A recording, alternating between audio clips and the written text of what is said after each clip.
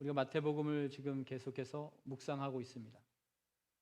여러분, 마태복음을 매일매일 한 10분 정도 들으시고 묵상하신 분들은 제 설교 들으시면 은혜가 배가 될 줄 믿습니다.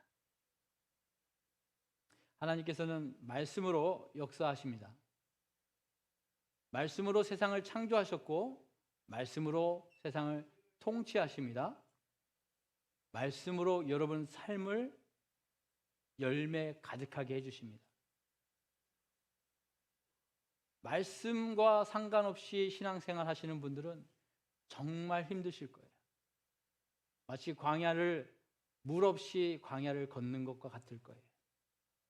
그러나 주님의 말씀을 붙잡고 가시는 분들은 영원히 마르지 않는 샘물이 우리 안에서 솟아나는 그 귀한 경험을 하실 줄 믿습니다. 꼭 말씀을 읽으시기 바라요. 올 한 해 우리 교회의 목표는 말씀을 배우는 교회입니다. 제가 작년에 올해 한 해 교회의 목표를 세운다 하면서 아무것도 하지 않겠습니다 그랬는데 자꾸 뭘 하죠? 자꾸 뭘 합니다.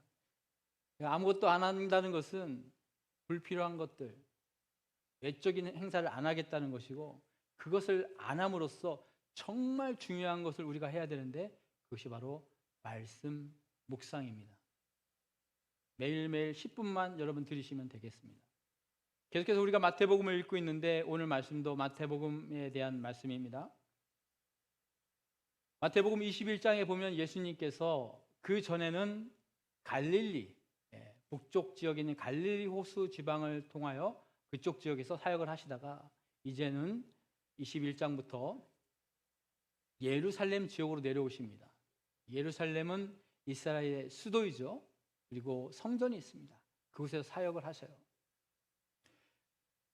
하루는 아침 일찍 예수님께서 길을 나가시는데 아침에 시장하셨나 봐요.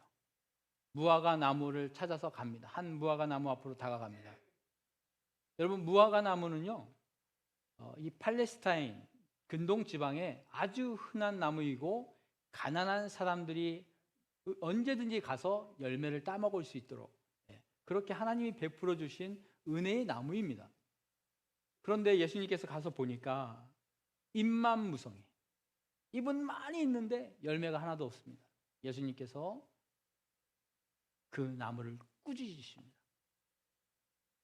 저주하십니다. 그리고 그 즉시 그 나무가 말라 죽게 되죠. 제자들이 깜짝 놀랍니다. 예수님이 왜 그러셨을까? 배가 고팠는데, 예수님도 인간이시라 배가 고팠는데 먹을 게 없어 화가 나셨나? 여러분, 무화과 나무는요, 이스라엘을 상징합니다. 하나님께서 이스라엘을 택하셨습니다. 어떻게요? 히브리 족속들, 가난하고 비천하고 아무도 알아주지 않는 히브리 족속을 하나님께서 나의 족속으로 삼아주셨어요. 내 백성으로 삼아주셨어요. 그리고 일찌감치 그 어떤 나라도 어떤 민족도 경험하지 못한 놀라운 기적과 이사를 베푸십니다. 또한 세운 종 모세를 통하여 하나님의 말씀을 직접 주신 선택받은 민족, 선민입니다. 그런데 이들이요, 하나님으로부터 선택받고 축복받은 것은 알았지만 하나님이 왜 자기들을 선택했는지 그 이유를 잊어버렸어요. 그리고 하나님께서 그들에게 기대하셨던 열매가 있었습니다. 그 열매를 맺지 못한 것입니다. 마치 무화과 나무가 열매가 없었던 것처럼. 지난주 제가 설교를 했는데 그 설교 말씀 가운데 우리가 11조에 대한 두 가지 오해하는 것들이라고 설교를 했는데 여러분 다 기억나시죠? 기억 안 나시는 분도 감사합니다. 네, 설교를 했는데 기억이 안 나시면 저는 좋습니다. 다음에 또 설교하면 되니까. 그런데 그 설교 내용은 그렇죠. 유대인의 종교 지도자들이요, 11조를 하고 종교 행사를 하는 것은 열심히 했지만 정작 왜 그들이 그것을 하는지 하나님의 그 본뜻은 망각했다. 그 본뜻이 무엇이냐? 하나님의 긍휼, 정의, 그리고 믿음을 드러내는 것이다. 예, 이스라엘 백성들을 하나님께서 택하셨을 때 그들에게 기대하셨던 것은 바로 긍휼과 정의와 믿음이었습니다. 그 열매를 기대하신 겁니다. 놀랍게도 마태복음을 보면 예수님께서 산상수훈에서 여러 가지 가르침으로 비유로 말씀하시는 그 교훈들이 결국은 긍휼과 하나님의 의와 믿음에 대해서 말씀하고 있는 것이죠. 이것이 바로 천국 백성, 천국을 소유한 우리 성도들이 가져야 될 뭐라고요? 성품입니다. 한번 따라해 보겠습니다. 성품. 신앙은 성품이 바뀌어야 완성되는 줄 믿습니다. 교회는 오래 다녀서 다 외우고 순서도 알고 너무 익숙한데 성품이 안 바뀌면 하나님께서, 우리 주님께서 우리를 바라보실 때 내가 바라던 열매가 없네 한다는 것이죠. 여러분, 혹시 여러분이 열심히 가꾸고 기대하고 정성 들였는데 그 결과가 나오지 않아 실망해 본 적 있으십니까? 저는 어떤 물건을 정말 사고 싶어서 어렵게 찾아가지고 큰맘 먹고 주문을 하고 언제 이 택배가 오나 기다려서 드디어 소포를 딱 받아서 문을 딱 열었더니 다른 물건이 와 있어요. 정말 실망스럽고 화가 나죠. 언제 또 반품합니까? 언제 또 전화합니까? 짜증이 나죠. 그럴 때가 있어요. 예전에 집에서 포도나무를 한번 심은 적이 있습니다. 어느 집에 갔더니 포도가 너무 맛있어서 그 집에서 포도 가지를 잘라다가 집에다 심었습니다. 그랬더니 이 포도가 덩쿨이 자란 거예요. 잎도 나고. 그래서 이제 기대를 했습니다. 나도 우리 집에서 이 포도를 먹을 수 있나 보다. 1년을 기다렸습니다. 1년을 물도 주고, 나름대로 거름도 주고. 한 알도 안 맺히더군요. 실망합니다. 한 1년만 더 기다려보자. 드디어 2년째 되는 날 포도가 열렸습니다. 새 알 열렸습니다. 새 알. 새 송이가 아니고 새 알이 열렸어요. 그래서 그때 참 제가 사진도 찍어놨어요. 야, 진짜 너무하다 하고 새 알을 저 혼자 먹었죠. 아무도 안 주고. 그리고 한번 1년 더 기다려보자. 또 물 주고 가꾸고. 그랬더니 한 바구니가 열리더군요. 이렇게 참 쉽지 않다. 이제 맛이 들려가지고 이렇게 하면 되는구나 하고 체리나무를 샀습니다. 체리가 너무 좋아서 아내도 좋아하고 하니까 체리나무를 심었어요. 근데 이 체리나무는 3년이 되고 4년이 돼도 안 되는 거예요. 결국 그냥 비워버렸습니다. 다른 거 심었어요. 나중에 알린 것은 체리나무는 암수가 있어서 반드시 두 나무를 심거나 그거를 자가 수정을 해줘야 된다는데 제가 그걸 몰랐습니다. 몰랐어요. 정성을 들이고 기대하고 사랑했는데 열매가 없으면 실망이 됩니다. 주님은 예루살렘에 가서 그 성전을 방문했는데 기도하는 집에 기도하는 사람은 없고 장사하는 사람들만 가득한 걸 보고 실망하셨습니다. 가난한 사람들이 언제든지 가서 따먹을 수 있도록 하나님께서 축복하신 나무인데 열매가 없는 걸 보고 실망하셨습니다. 사랑하는 성도 여러분, 하나님은요 여러분을 부르셨습니다.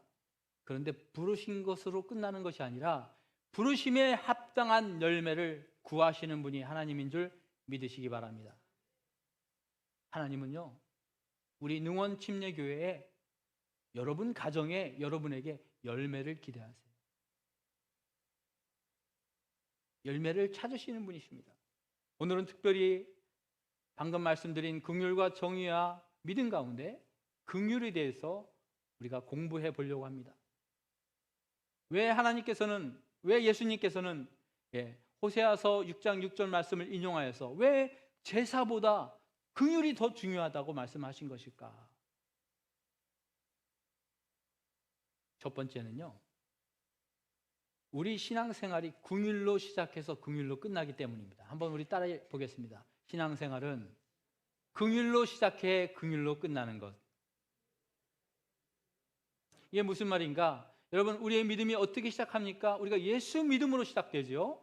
예수 믿고 구원받음으로 시작됩니다. 그런데 예수 믿고 구원받는 게 내 의지로 되는 건가요? 여러분, 믿지 않는 사람들에게 여러분 설득하고 믿으라고 했을 때 그들이 그냥 믿는 것이 아닙니다. 그냥 구원받는 게 아니에요. 우리가 아무리 믿으려고 해도, 우리가 아무리 의로운 행위를 해도 우리가 구원받지 못합니다. 우리 노력으로 되는 게 아닙니다. 여러분, 구원 받으셨습니까?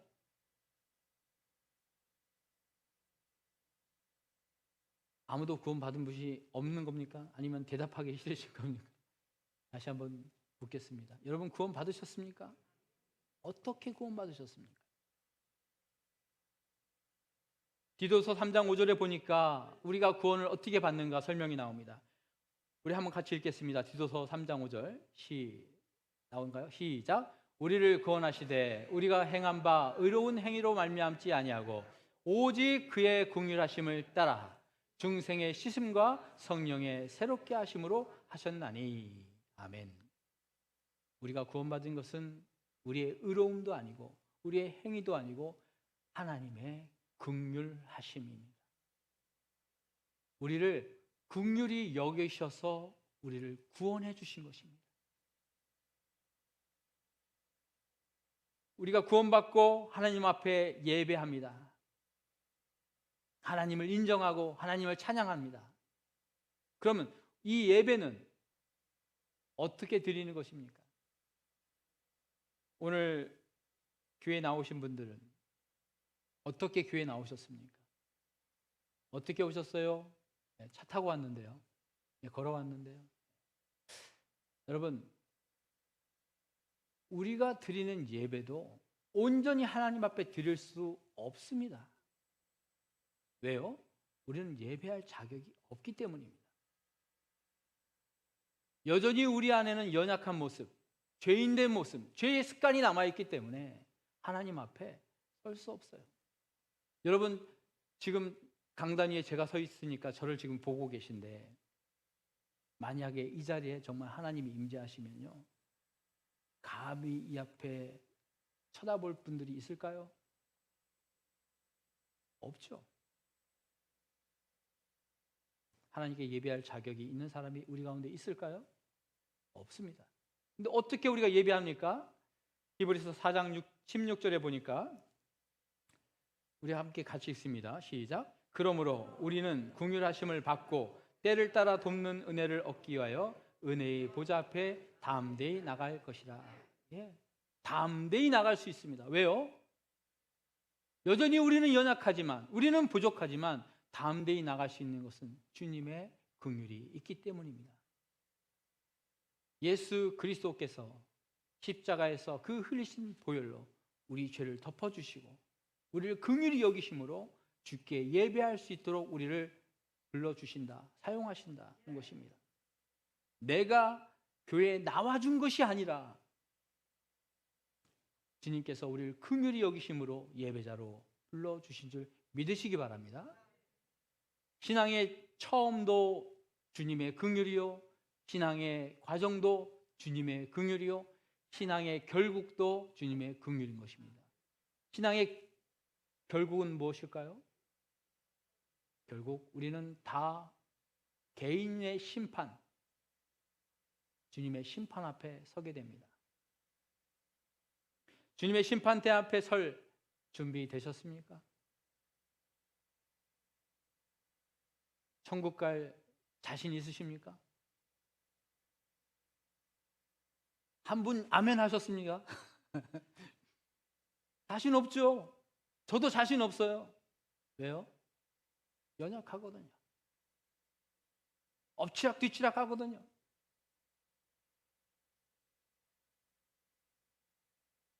어떤 목사님이, 목사님이라고 얘기하면 안 되는데 어떤 분이 새벽 예배를 가야 되는데 너무 잠이 와가지고 오늘은 새벽 예배 못 가겠다. 오늘 안 갈래. 남 부인이 여보 새벽 예배 가셔야죠. 오늘은 안 가도 될 것 같아. 안 갈래요. 가야 됩니다. 왜? 그래도 가셔야죠. 왜? 당신이 목사잖아요. 가야죠. 목사도 연약합니다. 시험에 듭니다. 실수합니다. 그런데 우리가 죽은 뒤에 다 천국 갈 것으로 확신합니까? 히브리서 8장 12절을 보겠습니다. 내가 그들의 불의를 긍휼히 여기고, 하나님께서 우리의 불의를, 우리의 죄를 긍휼히 여기시고 그들의 죄를 다시 기억하지 아니하리라. 여러분, 우리가 하나님의 심판대에 가면요, 검사와 변호사가 나옵니다. 검사는 누구냐? 사단입니다. 우리를 고소하는 자들입니다. 이 사람의 죄는 이렇습니다. 이 사람이 평생 동안 이렇게 하나님을 거역하고 죄를 졌습니다. 일목일목 따져가면서 우리의 죄를 고소할 것입니다. 그럼 하나님은 그걸 듣고 공평하시기 때문에 우리를 처벌하셔야 돼요. 그죠? 근데 우리의 변호사가 있습니다. 우리의 보호자가 계십니다. 누굽니까? 예수님입니다. 사단이 우리를 고소할 때 예수님께서 이렇게 말씀하실 겁니다. 예, 맞습니다. 하나님 아버지, 죄인입니다. 그런데 그 죄를 제가 갚았습니다. 예, 죄인입니다. 죽을 수밖에 없습니다. 지옥 가야 합니다. 아버지, 그러나 나를 구주로 믿었기에 내가 십자가에서 그 흘린 보혈로 그 죄값을 대속 속량했습니다. 이미 치렀습니다, 주님. 그러므로 하나님께서는 우리의 죄를 기억하지도 않으실 것이다. 믿으십니까?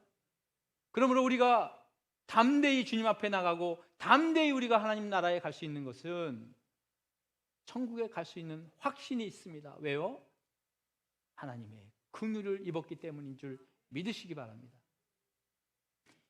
긍휼이 없으면 신앙생활을 할 수 없습니다. 긍휼이 없으면 늘 불안합니다. 긍휼이 없으면 힘듭니다. 두 번째, 긍휼이 왜 중요한가? 따라하겠습니다. 긍휼함을 받으려면 긍휼을 베풀어야 한다. 시작. 긍휼함을 받으려면 긍휼을 베풀어야 한다. 이것이 하나님이 우리에게 주신 긍휼의 놀라운 원리입니다. 대표적인 말씀이 마태복음 5장 7절 말씀입니다. 우리 함께 읽겠습니다. 시작. 긍휼히 여기는 자는 복이 있나니 그들이 긍휼히 여김을 받을 것이며. 우리 한국말 성경에는 이것이 마치 조건처럼 느껴집니다. 긍휼히 여기는 자는 복이 있다. 그런데 원 뜻은요, 너희는 복되다. 왜? 너희들은 긍휼히 여기기 때문이다. 긍휼함을 받았기 때문이다. 이런 뜻입니다. 여러분, 우리는요, 복을 받는 것뿐만 아니라 우리 자체가 복되시는 것을 믿으시기 바라요. 하나님께서 아브라함을 부를 때 복의 근원이다. 내가 복이 된다고 그랬습니다. 여러분, 복덩이입니다. 손을 얹으시고 나는 복덩이다. 나는 복덩이다. 왜 복이 있나? 다른 사람을 긍휼히 여김으로, 다른 사람을 긍휼히 여길 때 하나님께서 우리를 긍휼히 여기신다. 근데 긍휼이라는 말이요, 되게 어려운 말이에요. 한자를 찾아보니까 자긍하다, 긍지하다 할 때 긍자더라고요. 근데 혈자가 마음 신변에 피를 흘리는 모습이 나와요. 또 긍휼이 뭘까? 긍휼이 뭘까? 피를 흘리는 마음, 불쌍히 여기는 마음, 안타까워하는 마음. 예수님께서는 우리를 긍휼히 여기시고 당신이 피를 흘려 주셨어요. 우리도 다른 사람에게 긍휼을 베풀어야 하는 것입니다. 계속해서 예수님께서는 이것을 가르칩니다. 주기도문도 보세요. 주기도문도 뭐라고 합니까? 내가 다른 사람 죄를 용서한 것처럼 우리 죄를 용서하여 주시옵소서. 이렇게 기도하라. 주님 가르쳐 주셨습니다. 예수님의 비유 가운데 1만 달란트 비유 여러분 잘 아시죠? 예, 어떤 사람이 왕에게 빚을 졌습니다. 국가적인 손해를 입혔어요. 얼만큼? 1만 달란트. 1만 달란트. 그런데 왕이 그것을 탕감해 줍니다. 용서해 줍니다. 안 갚아도 돼. 예. 감사합니다. 신이 났죠. 여러분 1만 달란트가 어느 정도 되는지 잘 감이 오지 않습니다. 그런데 이 사람이 집으로 가는 중에 자기 친구를 만나는데 100데나리온 빚진 자입니다. 데나리온이라는 말은 데일리 페이, 하루 임금입니다. 한 데나리온이. 뭐 예를 들어서 하루 임금이 7만 원이라고 한다면, 하루 노동자가 일했을 때 7만 원을 번다면 100일 동안 일하면 약 700만 원 되겠죠. 하루에 10만 원이라면 한 1000만 원 되겠죠. 100일 동안 노동자가 일했을 만큼의 돈을 안 갚은 거예요. 짜증나죠? 700만 원에서 1000만 원 정도를 내 돈을 빌려가서 안 갚았으니 화낼만 합니다. 그런데요, 방금 이 사람은 왕으로부터 얼마를 빚을 탕감받았다고요? 1만 달란트입니다. 여러분, 만 달란트가요, 만 달란트가 6,000일을 노동자가 일했을 때 모을 수 있는 돈이 만 달란트입니다. 6,000일입니다. 60일이 아니고 600일이 아니고 6,000일이에요. 그러면 만 달란트가 아니 1달란트가 1달란트가 그럼 만 달란트는 얼마입니까? 6,000일 곱하기 만 16만 년을 일해야 됩니다. 내 평생 갚을 수 없는 돈입니다. 자자손손 못 갚는 돈입니다. 무슨 얘기입니까? 내가 받아야 될 돈은 100일 일해서 갚을 수 있는 돈이지만 내가 탕감받은 돈은 내 평생, 아니 내 자자손손도 갚을 수 없는 어마어마한 빚을 탕감받았다는 사실이에요. 그러므로 성도 여러분, 기억하셔야 됩니다. 성도 간의 긍휼을 베푸는 일은 해도 되고 안 해도 되는 선택사항이 아닙니다. 차를 사면 선택사항이 있죠. 돈 더 주면 뭐 하나 더 붙여주고, 안 하면 깎아주고, 선택이잖아요. 선택이 아니에요. 이미 다 장착이 되어 있어요. 이 차를 살려면 다 사야 돼. 필수입니다. 의무입니다. 명령입니다. 성도가 긍휼을 베푸는 것은 해도 되고 안 해도 되는 것이 아니라 반드시 해야 되는 겁니다. 왜 그렇습니까? 긍휼을 받았기 때문입니다. 세 번째, 마지막으로 긍휼이 중요한 이유는 이미 긍휼 받은 성도들이 함께 모여 있는 것, 이 교회가 긍휼의 모임, 긍휼의 공동체가 되어야 하기 때문이라는 것입니다. 우리 능원 침례교회는 긍휼의 공동체가 되기를 소원합니다. 사도 바울은 여러 교회들을 전도하고 나중에 그 교회들에게 편지를 썼습니다. 왜 편지를 썼냐면 각각 교회에서 어려움들이 있었기 때문입니다. 여러 가지 문제들이 있었기 때문이에요. 그럴 때 편지를 써서 모든 교회의 어려움들을 해결할 수 있는 방법을 제시하는데, 그 방법이 뭐냐면 너희 교회를 긍휼이 가득하게 하라. 긍휼의 공동체가 되게 하라는 것입니다. 먼저 한번 빌립보 교회에게 보낸 편지를 한번 읽어보도록 하겠습니다. 빌립보서 2장 1절에서 4절 함께 읽겠습니다. 시작. 그러므로 그리스도 안에 무슨 권면이나 사랑에 무슨 위로나 성령의 무슨 교제나 긍휼이나 자비가 있거든. 계속해서 교회는 거기까지입니까? 마음을 같이 시작. 마음을 같이하여 같은 사랑을 가지고 뜻을 합하여 한 마음을 품어 아무 일에든지 다툼이나 허영으로 하지 말고 오직 겸손한 마음으로 각각 자기보다 남을 낮게 여기고 각각 자기를 돌볼 뿐더러 또한 각각 다른 사람들의 일을 돌보아 나의 기쁨을 충만하게 하라. 예. 교회 안에서 교제든 무엇이든 소그룹 모임을 모이든 전도를 가든 예배를 드리든 무엇을 하든 긍휼과 자비가 있어야 합니다. 그럼 긍휼이 무엇인가? 긍휼이 무엇인가? 3절에 보니까 긍휼의 반대말은 다툼과 허영이다. 서로 다투고 자기를 드러내려는 것, 그게 바로 긍휼의 반대말이라고 합니다. 그리고 긍휼은 3절부터 보니까 겸손한 마음으로 각각 자기보다 남을 낮게 여기고, 긍휼하십시오 했더니 사람들이 이렇게 생각하더라고요. 불쌍하다. 하면 안 됐다. 내가 긍휼을 베풀어야지. 여러분, 불쌍히 여기는 마음도 긍휼이겠지만 오늘 사도 바울이 보니까 남을 나보다 높게 여기래요.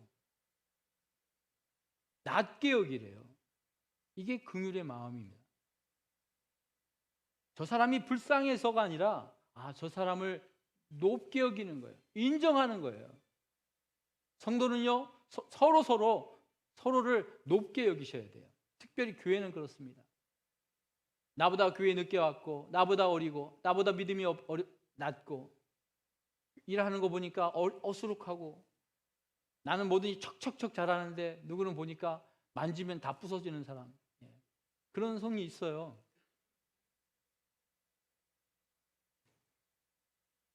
저는요, 군생활 하면서 웬만하면 군 얘기 안 하려고 했는데 어쩔 수 없이 또 얘기가 나옵니다.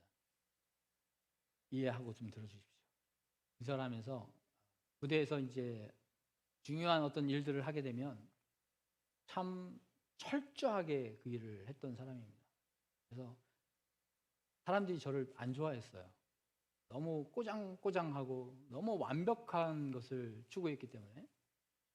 보고서 한 장을 쓰기 위해서, 보고서 한 장을 우리 사단장님께 보고하기 위해서 수정을 합니다. 하루 종일 수정합니다. 또 하고 또 하고. 나중에 보니까 수정하고 난 나머지 이면지가 A4지 한 권인 거예요. 진리죠. 제가 봐도 진렸어요. 뭘 하나 해도 완벽하게. 2002년 월드컵 때 월드컵 축구 경기장들을 돌아다니면서 어떻게 이것들을 안전하게 축구 행사를 할 것인가, 그 계획을 청와대에 보고하는 그 보고서를 작성하기 위해서 보고서를 만드는데 정말 열심히 보고서를 만듭니다. 뭐 글자 하나 틀려지면 난리가 나는 것이죠. 다른 사람들이 해오면 마음에 안 들어요. 지적하죠. 너밖에 안 돼. 다시 해와.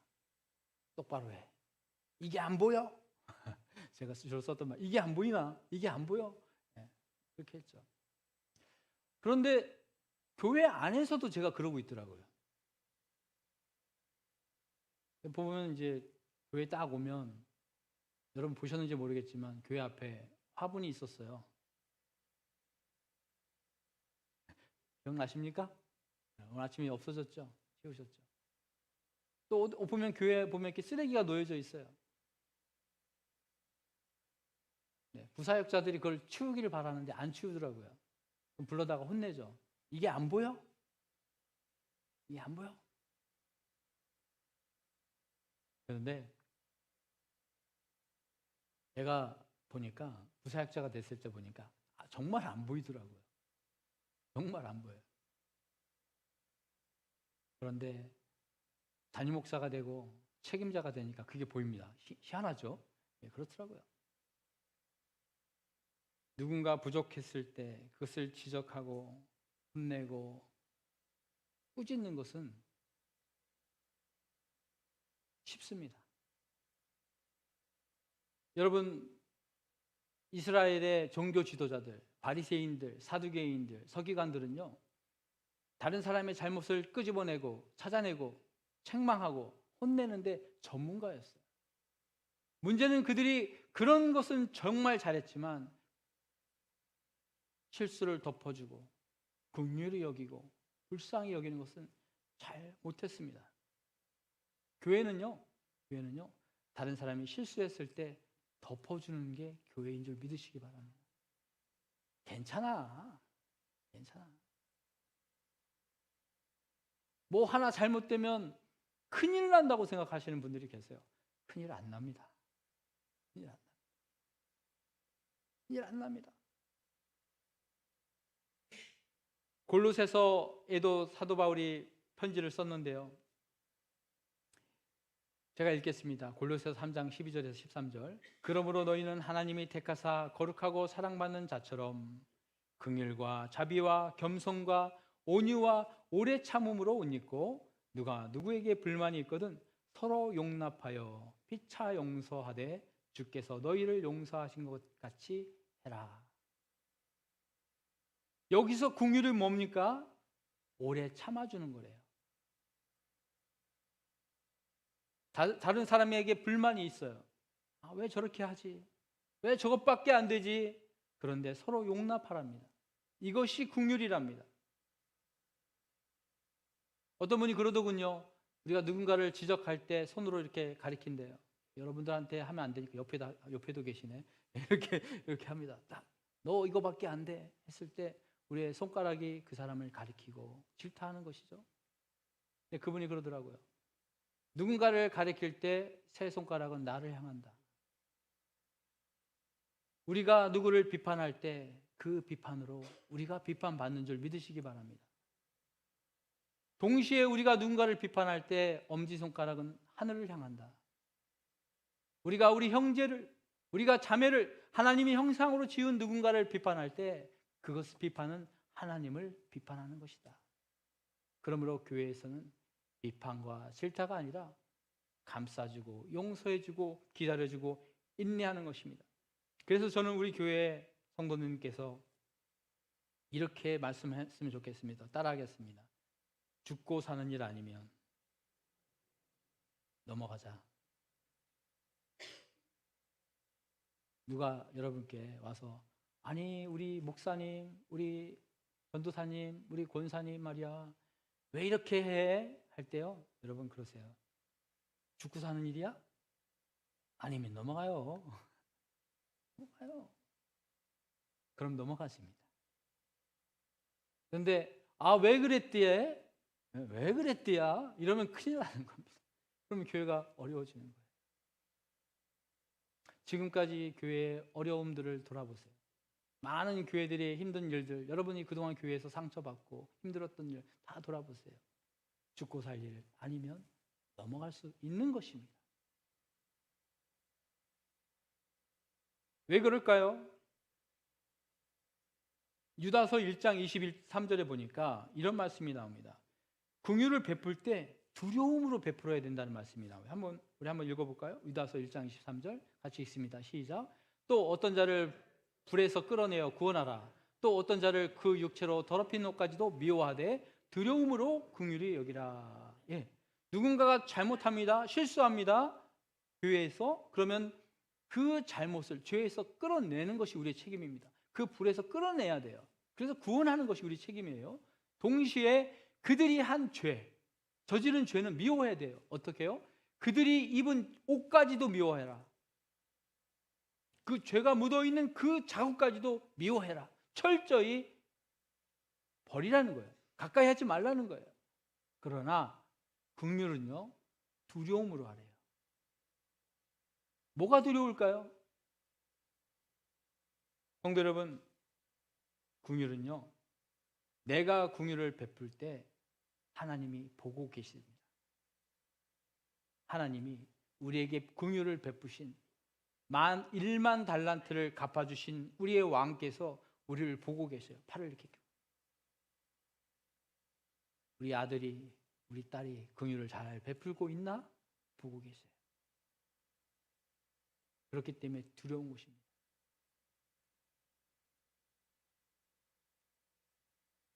하나님께서 우리를 천국 백성, 천국인으로 삼으셨습니다. 이제 우리는 하나님께 합당한 열매를 돌려드려야 합니다. 천국 백성으로서의 인품 열매를 보여드려야 됩니다. 그것이 제가 오늘 말씀을 통하여 함께 공부한 첫 번째 긍휼이라는 열매입니다. 한국에 보니까 차를 타고 다니면서 보는 것은 모든 도시마다 특산품이 있더라고요. 없는 곳이 없어요. 어디 사과, 어디 배, 어디 감, 대추 다 있어요. 제가 잘 몰라서 그런데 용인은 특산품이 뭡니까? 예?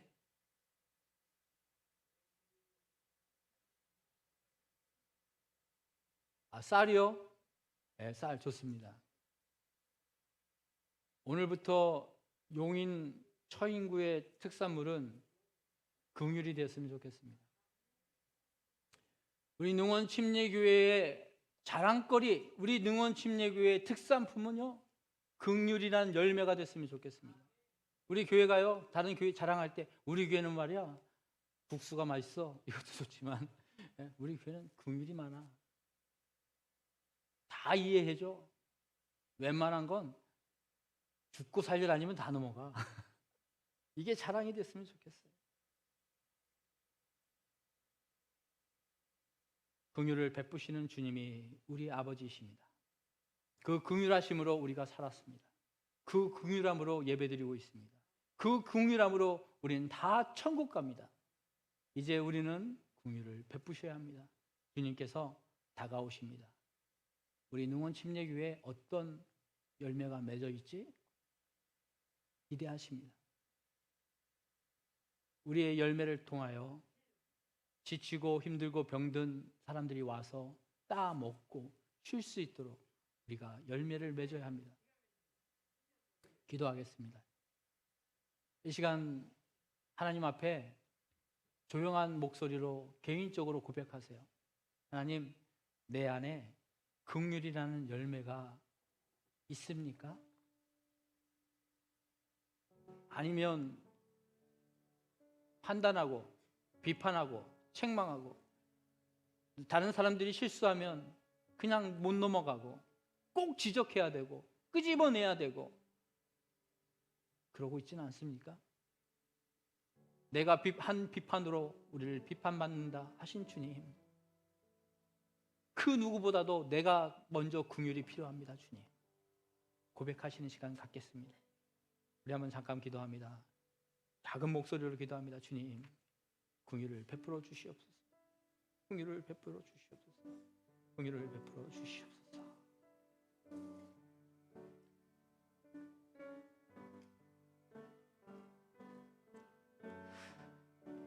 이제 저희가 또 기도할 때 주님, 우리 교회에서 행해지는 모든 모임 가운데 자비와 긍휼이 넘치는 교회 되게 하여 주시옵소서. 나랑 다르기 때문에, 나보다 못하기 때문에, 부족하기 때문에 그들을 이해하지 못하고 사랑하지 못했다면 주여 나한테 긍휼 없음을 주여 용서하여 주시고 다 넘어가게 하여 주시옵소서. 내가 내 자녀를 키울 때도 긍휼로 키우게 해주세요. 내가 내 이웃을 바라볼 때도 긍휼로 바라보게 해주세요. 하나님, 주님은 우리에게 긍휼을 주셨건만 우리는 그것을 못 보고 못 넘기고 끄집어내는 어리석은 자들입니다. 주님, 우리 교회의 자랑거리가 성도들이 서로 사랑하며 긍휼히 여기는 교회 되게 하여 주시옵소서. 오늘 말씀을 붙잡고 저희들이 그렇게 살기를 소원합니다.